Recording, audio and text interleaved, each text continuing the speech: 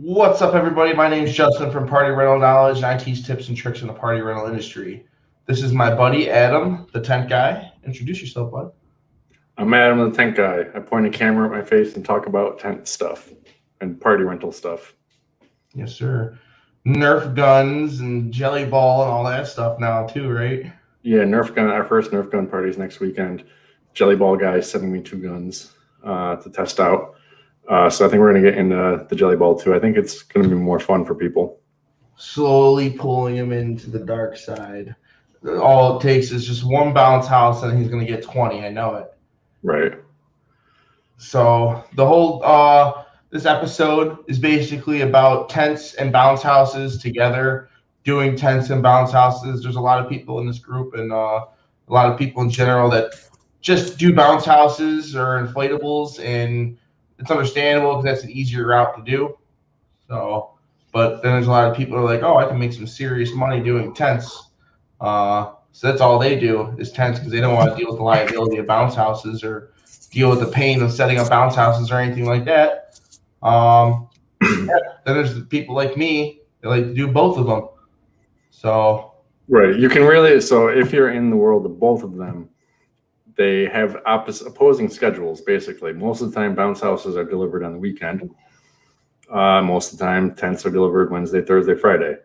Yeah, you're gonna, like you said before, you're gonna have ones where they get a tent and a bounce house.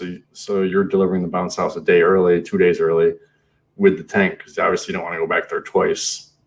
So there's that. Most of the time, it's just a 20 by 20, though. I'm not gonna lie. Yeah, like it's just 90% of the time, it's a 20 by 20. And if you really had to, you could set it up in the morning and take it down at night. But I don't have the crew to do that necessarily right now. Right. So I don't do it that way right now.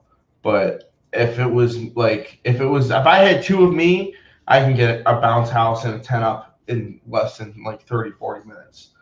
Right. And that's easy. That's close to like a $700 job all the time. Yeah, that's cool because you're getting the tent, you're getting the tables, the chairs. You might be getting sidewalls. Yeah. You might be getting the bounce house and various concessions and games. So you're good for at least 600 with just a regular bounce house, delivery, and a 20 by 20 tent, and that's it. But then, like, if you get and there's people that literally just do that because they'll bring their own tables and chairs and all that. So right. Now, so when you put up a tent, at the end of the tent, there's, you really only need one guy at the end to start tightening things and making sure everything's good and putting the caps on the stakes. So if you got a 3-man crew, just one dude does the finishing up of the tent, and the other 2 start going to set up the bounce house. So it's like you don't have to do all of it in one step and then the next, because some things might take. I do a lot of my bounce house deliveries just 2 people. I don't do 3 people. I do 3 people when I set up tents. Yes, that's what I'm saying. So if you're doing a tent job and a bounce house job together, you got 3 people there. Once the tent's up, then the one dude is just tightening things, making sure. That's if I was doing 3 people on the weekend, but I'm not. I'm just 2 and 2. Okay, gotcha. Yeah, but I mean, sometimes I get 3. I see what you're saying. It is doable. You can do it that way too. So Friday, you deliver a tent and a bounce house. You got 3 people with you. 2 dudes go to the bounce house once the tent is up, and the 3rd guy is just tightening things and making sure everything's straight, getting the caps on the stakes, tying the ratchets up so it looks nice, and then he can go grab some tables and chairs while the 2 other guys are still doing the bounce house and stuff. You can separate and divide the labor because it doesn't make sense for all 3 people to be doing the same thing. Most of the time, it's one person go immediately when you do a bounce house job. You go immediately and find out where the power is. That's right. Like the first thing. That's like the first thing you do when I go talk to the customer. I go to the truck or back to the trailer. I grab an extension cord, and then I grab maybe I'll grab the blower. I at least grab the extension cord, and then I follow them to where it's got to go, and I see what's going on. Right. Most of the time, I'll bring 2 extension cords. I'll bring a 100-footer and a 50-footer. Just in case. Yeah, because 50-50, I got to go to the truck and get a freaking 100-footer. So I brought the 50-footer for nothing. So I'm just I just bring them out. You know what I mean? And it is what it is. I end up always bringing one back. Right. Can I take a second to talk about just logistics of a tent company, how I run my week? Yeah, I was in the middle of something, but okay. Oh, sorry. No, you're good. I thought you were done with your. I don't even know if I was. extension I don't even know if I was. It's just that's the first thing you want to do. But then, besides that, you actually want to start like just bringing everything out. So you bring the bounce house and the tent out and everything, and then by the time like the people folding the tarp, one person can literally unroll the bounce house. Right. So it's not like one person can set up that bounce house pretty much by itself. So you really just get the blower in, then you leave that alone, and you come over here and start doing this stuff. So it's really like I don't want to give like the idea that it's a designated area. Like I like to call it like a dance. Like the entire setup is like a dance. Yeah, There's always people doing something. Sometimes it's silent and it all just goes up really quick. Yeah, that's how we operate. Everyone knows what's going on. No one really needs to tell each other what to do. It's just if you finished your thing, you know what the next step is. Now you go grab sidewalls, and then once you're over there with the sidewalls, then I'll help you put the sidewalls up.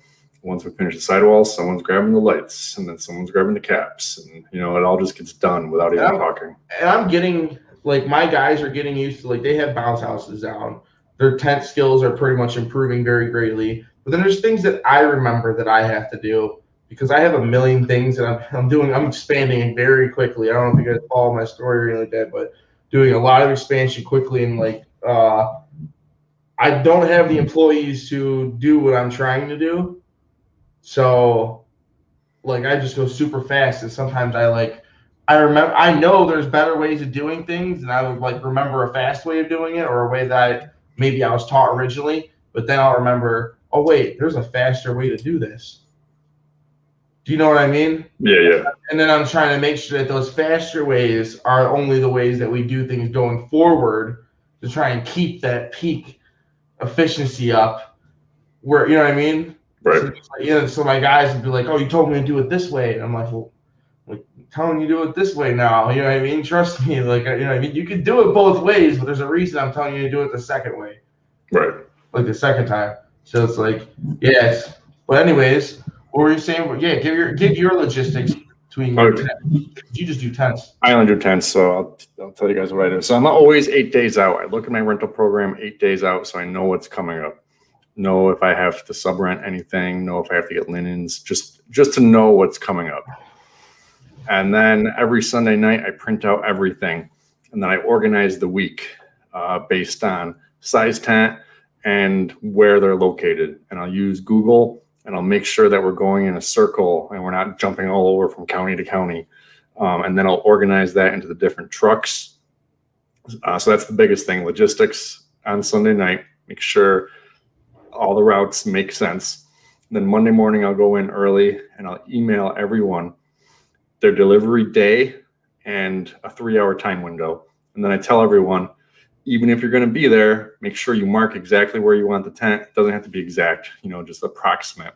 And I say that way we can show up and start setting up the tent. Or if you're not there, you went out to run an errand, we can be setting the tent up and call you and stuff. And that helps a lot instead of knocking on the door and spending 20 minutes talking to the wife, like, where do you want the tent? No, I just want to know where the tent goes. Like, decide that a few days before. So we make that very clear to them. So we just show up. I go knock on the door, and the 2 other guys start spreading the tarp in the tent because we know where it's going. But before that, Wednesday, we start delivering stuff. So we look at the paper. We look at the time that people are supposed to be getting their delivery. And we'll obviously load the last delivery first onto the truck, so it's all the way in the back, and we'll come forward so that we're not moved, so we don't have to be moving stuff around in the truck to get to what we need. We load first or last delivery first to the front. Wednesdays, it's not really that bad because it's usually just one truck is one big wedding. Thursdays is like 5 to 10 jobs, and Fridays is the big bulky, like the truck's max filled because it's like a whole bunch of little jobs, like 20 by 20, 20 by 30, 20 by 40s, table and chair deliveries. So on Friday, it's really important to make sure that that it's all, put in the truck, last delivery first in the truck, first delivery last on the truck. And then logistic wise as well, if it's going to a business, which I've never been before, I'll go Google Street View the place, because it may be on 7 Genesee Street, but the parking lot entrance may not be on 7 Genesee. It might be on the cross street. So that's helpful to know, because then I don't have to be looking for it. And then I'll do a satellite view of the building and see where the loading docks are and this and that, so that we don't have to be spending a bunch of time circling around the building, calling people, where do we go, whatever. That's if you have a big order, though. Not like a casual order, probably, right? Well, I don't want to be spending 20 minutes. If some business just ordered 6 tables and, 60 chairs, I mean, it's still worth it to me just to do a Google Street View, so they're not waiting 20 minutes for that little tiny order to figure out where we're going. I like to know, one prime example was some dude ordered 50 chairs at this like office complex. But you Google and look. I just call before I'm on the way, and I get all that information. Like, where am I bringing this through? What's the easiest way to go through? Well, we just get the info. We try, but with a lot of these businesses, it's just some random person that some boss said, and they're just making the phone call. So yeah, we're always trying to get that information, but I still like to know that the entrance to the parking lot is not on the main street that they said. I feel like those hard jobs are just like, I know what instances you're trying to avoid exactly. Yeah, I feel like those people and those instances, like you're just it's gonna happen no matter what. You can't avoid that. You also gotta remember, I'm not in every truck, so I'll print out the screenshot and I'll print out the satellite view, and I'll tell. Oh, that's true too. Yeah, I'll tell the driver of the other truck. I'll take a red permanent marker and be like, "This is where the tent's going. This is how you enter into the school or business." Thinking for your employees, for them, so they don't gotta. Yes, so they're not waiting 20 minutes trying to figure stuff out. Yeah, exactly. I just show them, "Hey, Matt, this is exactly where you're supposed to go. That's this true is where you're supposed to park, and this and that." And it just makes everything go faster. A few minutes on my part. When you get those details, you just gotta have it written, put it on there. Yeah, so a few minutes on my part saves me paying 3 guys in a truck 20 minutes trying to figure out where they're supposed to go. Well, no, if you're doing it for other people, you can just do it for yourself too, honestly.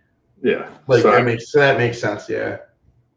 Yeah. I mean, I do a lot of stuff on the fly. I do my delivery. Like I'm cutting you off hard right now. That's all right. but every time I do like my deliveries, like for my schedule, most of the time I do it like the night before. It takes me 5 minutes, not even. I can look at all of them and just be like, okay. And I just see it as a circle in my mind, just looking off all the addresses, because I know where everything is in my head. So yeah, I can do that for the most part, but because Utica is kind of big, you can't just take that this part of Utica is near this other town. I've messed up a few times just trying to do it in my head. But no, yeah, I hear what you're saying too. No, I always punch it in. Gotcha. But like it's so quicker when you already have it in order before you punch it in, so you don't gotta move it around. Yeah. Like I might move one around or something like that, but it's I can get it pretty close to order. Yeah. That and then not doing a mistake. I did make the one mistake the one time just because I 95% of the time I punched the zip code in, and I just did not punch the zip code in on this one, and it took me to like 629 whatever street, and there wasn't even a 629 on that street, and it took me to a different location on the other side of Buffalo, which was really Amherst. It wasn't even Buffalo. When it was a 629 street actually in Buffalo, and it didn't take me to that one. Right. So it was just, that bothered me. But especially because there wasn't even a 629. There wasn't even an address on that street, but it still threw me over there. Yeah, we've made the mistake sometimes because sometimes the billing address is different than delivery, and it's on our form. I've accidentally put in the billing address and went there. You make that mistake once in the beginning of the year, and then you're like, oh, yeah, I got to look at the right address. Mine doesn't even come up. Mine doesn't even show up on my thing. I don't even think. I'm going to look at it right now. But I'm almost positive. It doesn't even really show up as, how do you say? Right. Like if I go into the customer, I can see their billing address, but that other address does not show up. Right. Like, I didn't think about that, but thank God. I wonder, like, if it shows. I don't do the printed out forms. All my stuff's done online. All my contracts done online, and stuff like that. I've had to print out like 2 contracts so far for like tents for some old ladies. But Wait, so you don't print out anything for your guys for loading? no, I'm one man show, man. I just tell them what to do. Gotcha. And then so when you show up to the customer's house, they can just do it. That you can just show them their phone. Your phone. They have it on their phone. Yes. Gotcha. Wait, I lied. Okay. They can have it on their phone. They don't yet, but I'd be showing them my phone for the most part. They don't. I don't have load sheets or anything, but I just tell them for each job. You know what I mean? I'm in the truck right there. We have this, and this there. Right. So, but I want them to know.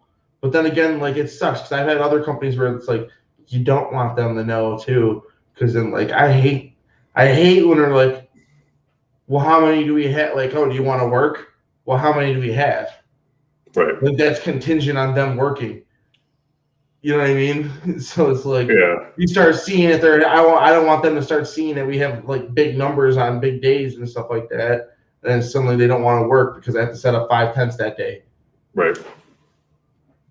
So back to you said you organize and schedule the deliveries the night before. In mainly a company that does weddings and bigger events. We have to schedule at least the Sunday, Monday before because people are getting antsy. People call me 3 weeks. No. I tell them we have a window. I don't. If you have an exact time. Oh yeah, we don't have exact times. Exactly. So I tell them, listen, Monday. I'll let you know if it's going to be Thursday or Friday. Oh, okay, gotcha. It's based off of the weather, and I just tell them. You know what I mean? So then I tell them. Okay, it's going to be Thursday sometime in the morning or sometime in the afternoon, but no set time because you know what I mean? Things happen. I hate when a customer 6 months in advance when they make the order, they say, when are you going to deliver? I say, hey, listen, we can't set that now because there's orders still coming in. If I set you for 3 in this town and someone else for 4 60 miles away, I can't do that. We don't make the schedule until the week of. And then they understand. But like a lot of customers, they think like, you know, you only have two jobs to do that day and you can just fit them in whenever. When in reality, I'm going from 9 to 5. There's a button that says exact delivery time and you can charge them more for it. Yeah. I've actually never had to charge anyone more for exact delivery time because I told them, hey, if you want it at 12:30 and we have to leave a job to come get to you, or I have to pay dudes to sit in the warehouse just waiting to deliver to you, we're going to charge you $600, $700, $800 for that. I'm like, oh no, never mind. You can deliver anytime. That's the deterrent. That's the deterrent. Exactly. Yeah. Suddenly it doesn't become an issue. Yeah. Oh no, any day Friday is fine then. Anytime. So. Here's another, like, this is kind of not into logistics, but still like logistics. It's like a sales logistic. I don't know. Logistics is sales. Leave your room. Like, you can't go up in price. You can't just be like, oh, well, I'm charging $325, but I'm going to charge you $350 because it's you. But you can always charge everybody $350 and just, you know what I mean? Oh, well, I got a coupon for 25 cents off. Like, oh, you know, sometimes I don't feel like giving a coupon out.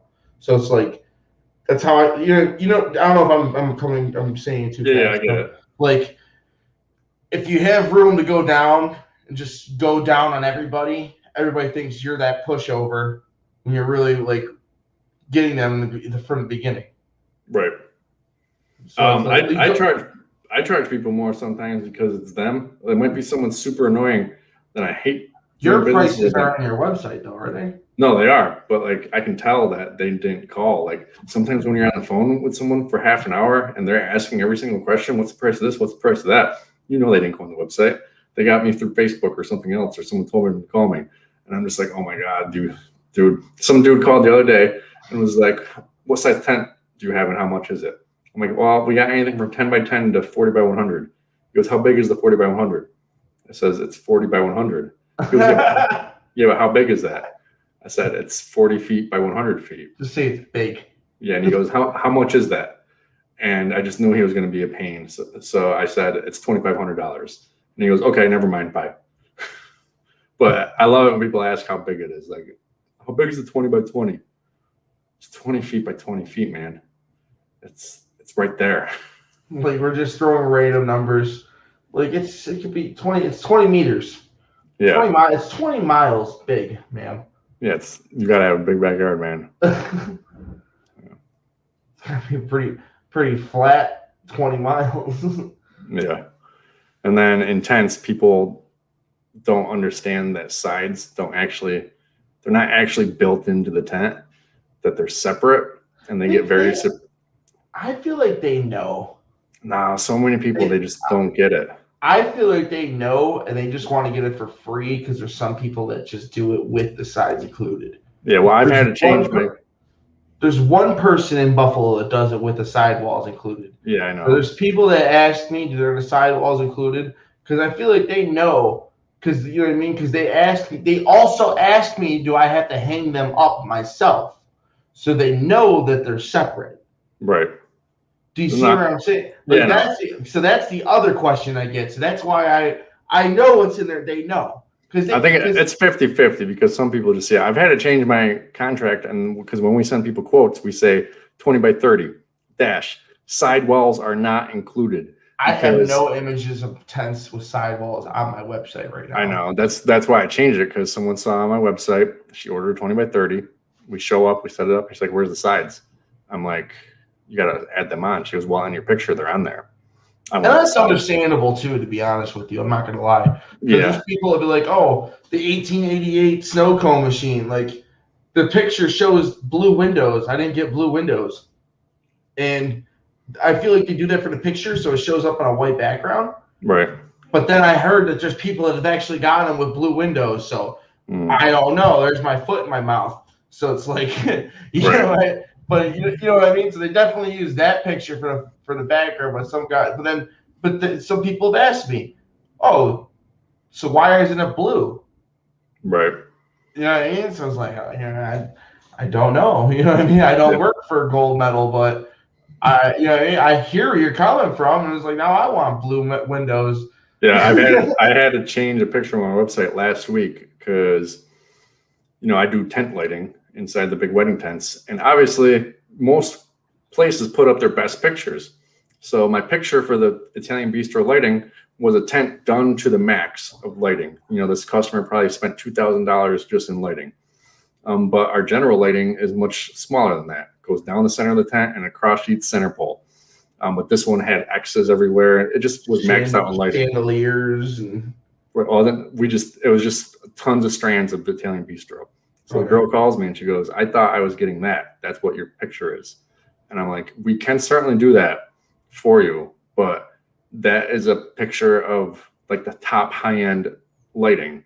Yeah, so this is where my website, you have the item picture, like what you're getting. Yeah. And I feel like I'm gonna put pictures underneath of wild different setups. Yeah. So it's like you can't see, so it's not just one picture underneath. So it's like, oh, okay, douche. No, it's like that's a good idea. All these options, like you got, you know what I mean, on the beach. And, so I had to change walls with lights. So we changed the lighting picture just to show the actual strand of lights, like 4 lights in the air, kind of, instead of like a tent setup with them, because I don't want to deal with that again. She basically wanted us to come take the lights down and take them off the bill. She'll do her own lighting. She ended up keeping them. She liked them, but that was an issue. People are getting aggressive sometimes, all the time, man. Yeah, you gotta be careful. Speak to the manager. Yeah. Oh, so sometimes it's funny. Sometimes Elliot, the office manager, he pretends to be the owner when he needs to be, like when he needs to put someone in their place and say no. Sometimes when I'm out on a job, I pretend not to be the owner. It's just easier for me not to be the owner, because then I'm not going to get. I pretend not to be the owner today. Yeah. Sometimes it's advantageous. Like, "Oh no, I don't know, I can't do that for you," or I don't know, that's going to cost you extra money. You're going to have to call the office. I pissed off some guy. We were doing a tent in this town, which every single tent requires a dig safe permit. Yeah. I didn't actually know that. So we're setting up a tent, and this guy pulls up. He goes, "You can't do that tent." I'm like, who are you? He goes, "I'm with the town. You can't do that unless you got it spray painted." So we're waiting for him to get his guys out there. And I say, so what do you do? Just drive around trying to bust tent companies' balls? He got really offended. I said it kind of in a joking way. He got really offended. He called the office and was like, hey, one of your employees said something very rude and like offended me. And, I'm just trying to do my job. And Elliot's like, oh, yeah. The bald guy, I'll have a talk with him when he gets back. So the guy didn't know I was the owner. That's great. Yeah, that's funny. I feel like I don't want to tell people. Like, it's hard because they're like, "Oh, it's just in case Party Rentals," and I was like, "Yeah, I'm Justin." It's like, "Oh, so you're Justin?" Like, people, Right. Some people get it. Some people do get it. Yeah, that's funny. Like, but they only hear it when I hear that my name's Justin. So I feel like I gotta like change my name for on the phone. Yeah, I was completely. I forget the name I told the lady, but it was back when I was doing like drapery and tents. We were just doing tulle, which is only like about that thick. She had ordered maroon paper lanterns. 100% she ordered those. We put those up. And then she ordered white drapery. So we put the white up. And then she comes out and goes, no, I ordered maroon drapery. I got to talk to Adam. And at that point, I was like, I'm not Adam. I'm John. But later when I got back, it was like we never talked about maroon drapery. We talked about white drapery and maroon lights. But it was advantageous at that moment not to be Adam, because then I would have had to confront her and probably come out with maroon drapery. Brutal. What do you guys do? The ground is very soft and the tent stakes pull out very easily. So I've never really had this happen. Tent stakes don't come out. Two solutions for you. Stake bars, which is like a 1.5 to 2 foot bar with 3 holes in it. So you use 3 stakes on that bar instead of 1. Can I add something to this too? When you do stake bars, like, you're gonna want to have a freaking jackhammer. Like, if you're putting stakes in by hand, you're not gonna want to use stake bars. I do 20 wides. I don't use stake bars. I probably could on the corners. I only do it at certain places where I know it's really windy, or we don't start with a stake bar, but we're like, whoa, that stake's getting pulled. Let's throw a stake bar there. Yeah, that, or, you know what I mean? You can't get them all the way in or something like that. I don't even have stake bars, but I wouldn't use them on something like that. And it's just, now you're going to put 3, like, you're already putting 12 stakes in. You know what I mean? Yeah, so we have stake bars on the truck just in case. Like, we're not starting to put a 20 by 20 up with stake bars, but it's like, oh, I don't want that corner falling because it keeps pulling out. Let's just use some stake bars. Yeah. But the thing with stake bars, though, is your rope or ratchet, whatever you're using, needs to be under the middle stake on the stake bar. If it's on top of the stake, above the stake bar, the stake bar is not effective, because now you're just going to pull that one stake out and there's going to be 2 still sitting there. It needs to be under the stake bar so that it all marries together as a unit, if that makes sense. Does that make sense? And then makes sense to me. The easiest way, though, is like, if you don't have stake bars, just put more stakes and ratchets on that one piece that's coming out. Like, sometimes if a corner's pulling. Yeah, I've seen people double up, at least put 2. Yeah, so if the corner is a stake here and a stake here, we'll do 1 out that way, so we'll have 3. And then sometimes we'll do a stake and a stake, like, basically touching together and get them in the ground as far as possible. And it makes more friction or whatever. Like, kind of just, they're like barely just crossed. I picked it up from. Oh, no, I've seen those crossed before. I've seen people do that. Yeah, I picked it up from a company near me. That's how they do all their stakes, basically. And we just tried it one day when a stake was pulling, and it stayed better. Your solution is basically more stakes, whether it's stake bars or just more stakes. That's the solution. More stakes and a little bit of loop. Bigger stakes, too. If you are using 20, 30-inch stakes, all your stakes should be 40 or 42 inches anyways when you're doing a tent. I think it's Corny Carney says, like, they make him use like 4-foot stakes or something because he's in Oklahoma. Right. Yeah, so I got 42-inch stakes, and you'll just sleep better at night, because I used to have 30-inch stakes, and tents would be, poles would be coming up. And then once I got to 40 and 42s, you go back, very rarely is a stake pulled. And it's not that much more money. What it does is it saves you time, because you don't have to go out in the middle of the night and fix something when a windstorm comes. And your time is money when you could be doing something else or just hanging out at home. Plus, it just makes you sleep better. Like, wind doesn't really bother me that much anymore, because I know I got stake bars in all my big tents with giant stakes. So, hey, let the wind go. But no, back to what I was saying before too, like telling people that I wasn't the boss and like charging customers more.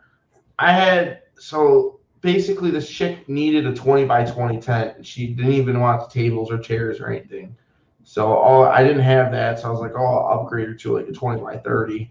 And then she didn't even call me back for like a week. And then I was like, I don't even really want to do this, but I already said it. So whatever, she didn't book. So she called back today, and I was like, the tent's booked. Because I was like, you know what I mean? I don't want to just get this like 20 by 30 tent out. Because I bet you if I get it out somewhere else, I'll be able to get all the tables and chairs with it too. Exactly. And if I don't, then my tables and chairs are going to book by themselves, and I got all these little jobs. Yeah. There's one tent company near me that will not rent their tables and chairs out to anyone unless they're also renting a tent from them. Which I'm at $100 minimum. I think I'm going to raise it to $150. Yeah, I get what they're doing, but I mean, I get a lot of jobs where it's just tables and chairs, and it's usually, because I'm planning out a circle, it's usually 5 minutes away from another job, so it's real fast. There's another company that does the same thing with their dance floor. Right. Like well, no, I won't rent a dance floor to someone unless they have a tent, whether it's for me or someone else. Like my dance floor. No, they won't rent their dance floor or somebody else's tent. Oh, gotcha. I will. I don't care. It's a quick, easy setup for us. We didn't have to set up a tent. We're just rolling with a dance floor and make $500-600. My thinking is they probably had a big tent that they had to. My thinking is, hold on, I'm gonna take this phone call. I'm pretty sure they don't have a tent. You know what I mean? Hold on. Okay. Let's listen to what Justin's. Is this a customer? Hi, this is Just In Case Party Rentals.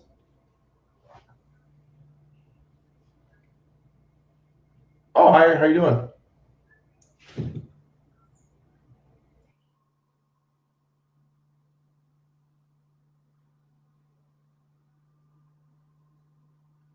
Don't put it on me. We're listening to your sales call.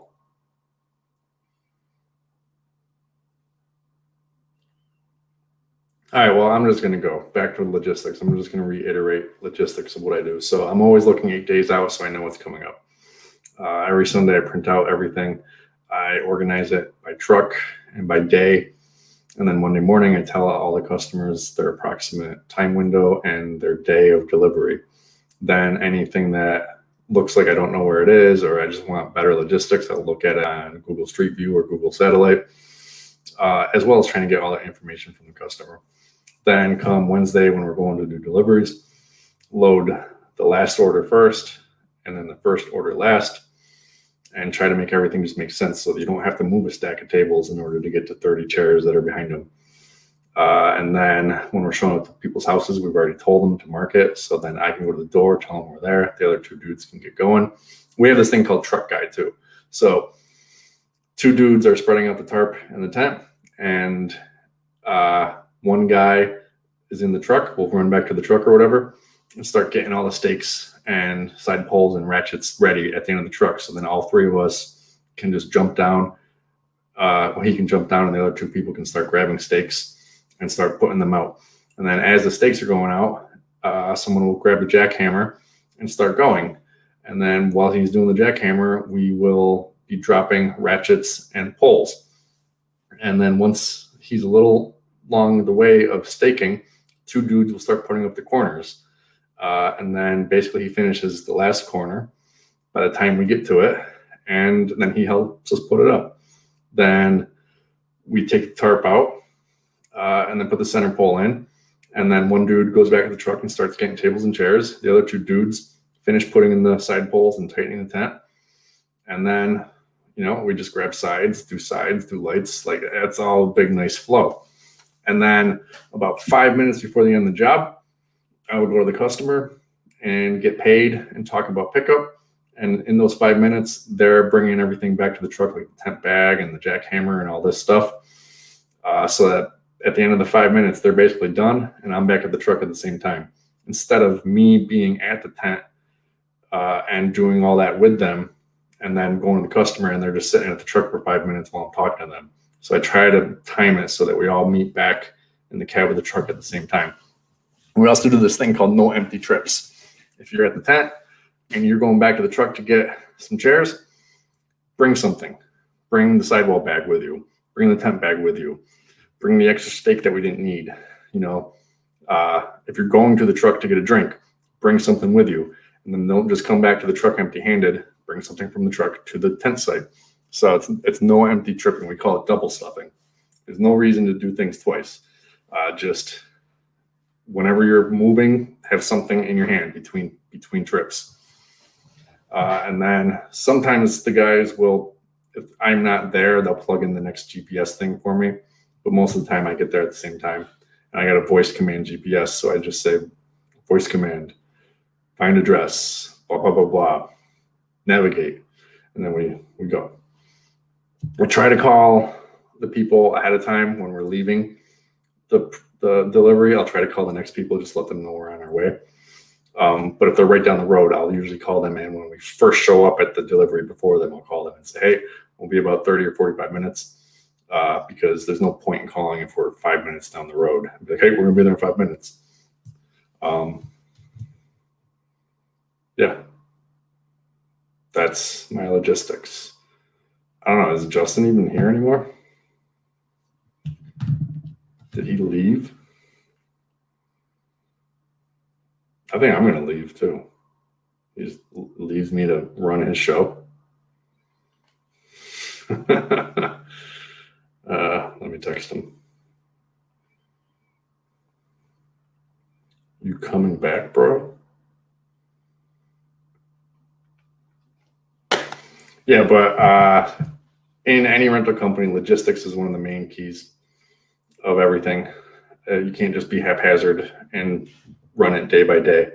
Logistics, and then the next thing is efficiency of moving everything. We got a Facebook user. I can't pop the thing up because it's not my stream, but he asks, with 40-inch stakes, are you worried about hitting wires or pipes underground? Not in someone's backyard, I'm not. When we do something in a town or a city or a business place, Dig Safe goes and spray paints first. There you are. It was from somebody else. I didn't want to start talking about people on here. Gotcha. It was somebody like, yeah. So I don't know. Oh, Jesus Christ. All right, well, maybe we should just end it. What are you calling me for? I'm live right now. Yeah, I'm live. You don't want to. You're screwing on my live stream. I answered your phone live just so I can talk crap to you. I'm on Party Rental Knowledge Group and the Facebook group, and I'm on YouTube and all that. Live. Is that your mommy? I'm talking to Show Me the Money Mike right now. If you don't know who that is. No, I swear to God, I'm live. I'll call you after this. All right. He's like, are you really live? No, that's cool. That was that phone call before that was somebody sending me. He texted me, "Are you coming back, bro?" No, that one phone call was somebody who sent me a job because they overbooked something, and then the other one was another local person that was just calling me probably to either send me a booking or shoot the shit. So, right. Yeah, it's cool. There's only one person around here that like nobody gets along with, so it's kind of nice that. Oh no, I lied. There's two people. One nobody gets along with because he's a dick. Everyone else, like the other dude's like absolutely insane. I found out like other people in other groups know about this dude. Like he does. Like I've literally heard him like. talk about logistics. Don't do this. So this dude literally like called him on the phone beforehand and be like, listen, I want the cash in one hand and make sure you have your extension cord in the other. He's delivering bounce houses. I swear to God, that's like his exact words. I've heard that from multiple people. He says this to people. And he's like, that's like, people's like, oh, that's wild. You know what I mean? Because I a lot of people ask me, like, they have their own extension cords and whatnot, but I just, no, you don't, I don't do that to customers. Most of them have small ones anyways, because you want to use a specific size extension cord. Then like another thing he does, he will literally, like, I heard he like pulled up on this customer after they paid in full and just threw the bounce house and the blower on the front lawn and just left. That's crazy. Like rolled up and everything. Yeah, I swear to God. And then what else did he do? Like I like he rents out a pool, like a water slide with no pool liner, and like so basically they're sliding on like Velcro. And like I swear to God, like this dude's an animal. He tells people that it's a 30-foot slide because it's 30 feet long and it's like an 18-foot kahuna. Do people really know if it's just someone ordering a slide, do they really know that you can tell the difference? Bigger is better, or you'll know the difference between a 16 and a 20, but you won't know the difference between a 16 and an 18 and a 18 and a 20. Right. But do people really care? Like when they order from your website or call you, like, I want the big one. Oh yeah. Yeah. Oh yeah. Like, oh, I want the big one. But that they were just talking about the one. So she's like, yeah. But then I have weird upselling too. So I'm like, oh, not only does it's bigger, it's got the pool too, the 20-footer. Right. So it's interesting. People are cool. That's another thing too. If you can get like cool with your local competition, they can send you jobs as well. So like me, I'll actually like kick back some money over to people. So you know what I mean? If they throw me a decent job, throw them some money. I let it stack up. You know what I mean? I keep track of it. I don't just like run this guy $20 every week. You know what I mean? Right. And then sometimes it cancels out because I'll send him jobs or whatever. So we just kind of keep a little tab. You know what I mean? Make money off each other, but just kind of like it keeps it even. You know what I mean? Yeah. Keeps it fair.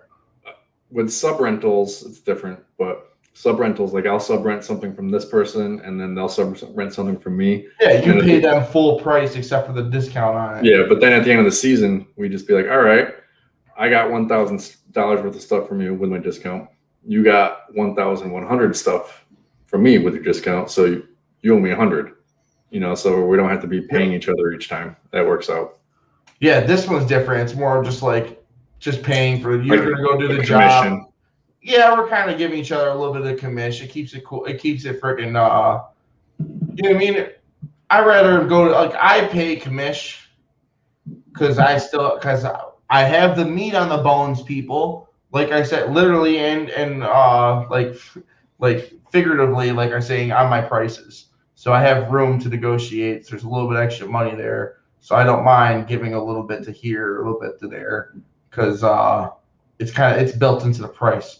Per se, so you know what I mean. I love to have wiggle room because then you know what I mean. This one lady, she's like, I went up my one slide by $75, and she's like, oh, I rented from you last year. I'm like, oh, you did? I know. Okay, you did rent this. I remember her and stuff like that. So I was like, oh, you know, you did rent this last year instead of the $375. I'll do it for $350. I'll knock the $25 off. It's like, who am I? She's a repeat customer. She's calling me for more stuff. You know what I mean? I'm gonna bust her balls over $25. She was happy as hell. Like that's you see what I'm saying? And that's business. And that's like you know what I mean? I'd rather just get the sale, get it out. I know the drop off. I know it's a field next to her house, and I can run the power right there. And you know what I mean? So that's worth the $25 off in my opinion, anyways. Knowing the delivery. Yeah, like my tables and chairs went up $1. My tents went up 25 to 50. But like this last week, we did this tent at this lady's house. I mean, we've done it there every year for the past like 10 years. Like I know exactly where the tent's going. They pay in advance. I don't even have to talk to them. We just go. So I was like, yeah, I'll give you the tables and chairs for the last time you ordered them. I'll give you the tent, $25 off. It's just easy. And, renting for me once a year, every 10 years, like, I made a good money off of them, and it's easy. So yeah, I don't mind doing that to return people. Exactly. So it's like, you know what I mean? But that's what I'm saying. Something crazy. So, you know how you get mentions on Facebook, your business? Yeah. So 2 nights ago, I was looking and it said my business was mentioned. So I go look at it. Someone was, saying, where can I rent tables and chairs? And this one girl was like, rent from, the name of my business. And she goes, we rented a tent from someone or her friend rented a tent from someone who was $100 cheaper on the tent.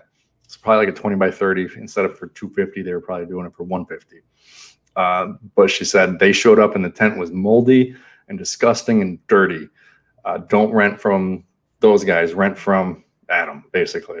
So like that's what you get when you find when these customers find a company for $100 cheaper, and they call you and say so and so company is renting it for $100 cheaper. Okay, lady, go ahead, go with them.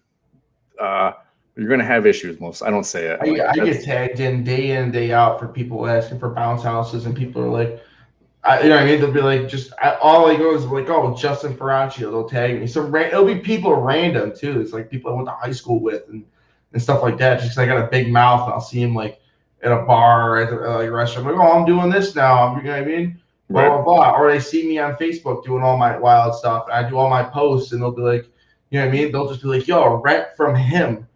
And it's like, you know what I mean? It's like, thanks. Didn't I beat you up in high school? Or no? I'm just like, right. No, I'm not just kidding. But it's like, your face. But no, it was like, you know what I mean? I don't know. It's kind of cool though. Justin beat me up. Did you see this? I did. He got mad at me last week. We were drunk.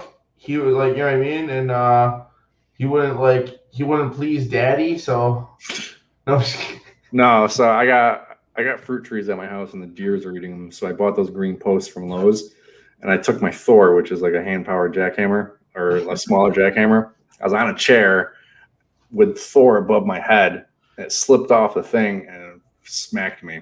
This one is pretty bad. If I had insurance, I would have went and got it stitched, because you could open it up and just see like everything. It was just like straight, like impacted me so hard it just split me. I threw Thor on the ground. I went over to the side of my house, almost fainted. Went inside. I got some paper towels. You look like an old man that fell down the stairs, or just fell down. Yeah, basically. like if you were just a little bit more purple, I would say you're like, oh, yep, you're old. Right. No, I still basically don't do a jackhammer above your head.